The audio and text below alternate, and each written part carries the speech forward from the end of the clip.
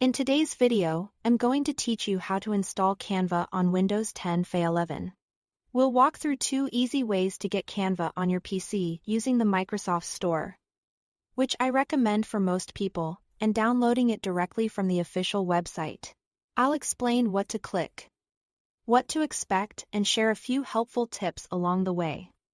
So everything goes smoothly, let's start with the Microsoft Store method. On your Windows 10 or 11 computer, click the Start icon or the search button on your taskbar and type Store to open the Microsoft Store. Once you are in the store, use the search bar at the top to type Canva. Look for the official Canva app in the results. When you've found it, click the Get or Install button to begin.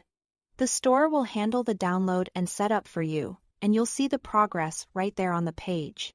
Depending on your settings, you might be asked to sign in to your Microsoft account or confirm the installation. Just follow the on-screen prompts. When the installation finishes, click Open or find Canva from your Start menu. The app will launch and prompt you to log in to your account. Go ahead and sign in and you are ready to start creating. If the Microsoft Store isn't available to you, here is the official website method.